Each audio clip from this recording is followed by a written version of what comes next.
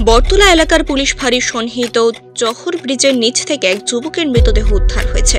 পুলিশের বক্তব্য অনুযায়ী মৃত যুবকের সঠিক পরিচয় পাওয়া যায়নি, তবে মৃতদেহের সাথে থাকা ভোটার পরিচয় পত্র থেকে দেখা গেছে তেলিয়ামুড়ার কৃষ্ণপুর এলাকার স্বপন দাস।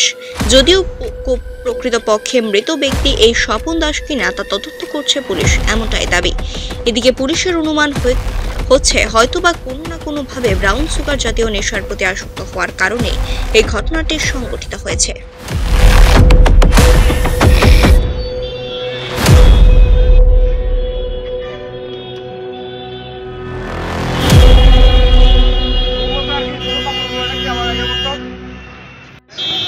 ওই তো 9টার দিকে একটা খবর পাই, যে বটতলা পশ্চিম দিকের হাওড়া ব্রিজের পশ্চিম ব্রিজের নিচে একটা আননোন ডেড বডি পড়ে রয়েছে।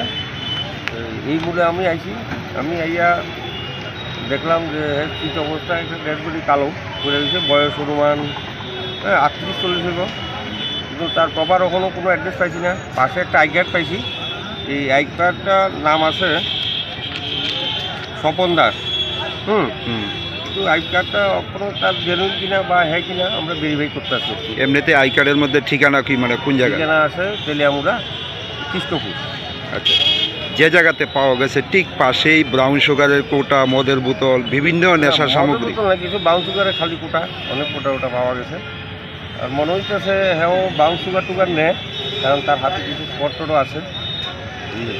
বটতলা ফাঁড়ির ঠিক 100 মিটার দূরে এই ধরনের নেশার সামগ্রী বা নেশার একটা আড্ডা ব্রিজের নিচে, সেই তুলনা কি মনে করেন? পুলিশের ব্যবস্থা কি কোনো দুর্বলতা আছে? বটতলা ব্রিজের নিচে নেশার করায় আমরা অনেকদিন দাওয়া করি, তারা নদী দিয়া পালাই জায়গা। এর মধ্যে বটতলা যে একটা নেশার সামগ্রী বিক্রি করে মঙ্গলদীপ বিশ্বাস, এরও আমরা অ্যারেস্ট করছি এবং বিভিন্ন সময় অনেক নেশার আমরা বিভিন্ন পদক্ষেপ নিয়েছি এবং অনেককে অ্যারেস্ট করছি। কিছুদিন আগে এই নেশার সামগ্রী অনেকদিন আমরা জেলও পাঠাইছি। প্রাথমিক তদন্তে কি মনে হয় কিভাবে মৃত্যু হতে পারে এই যুবকের? অভিযোগে মনে হইতেছে যে তার নেশাগ্রস্ত অবস্থায় যে কোটা খাইতেছে, খাইটায় ব্রাউন সুগারের নেশা। ব্রাউন সুগারের নেশা, শরীরে তো অন্য কোনো স্পট নাই।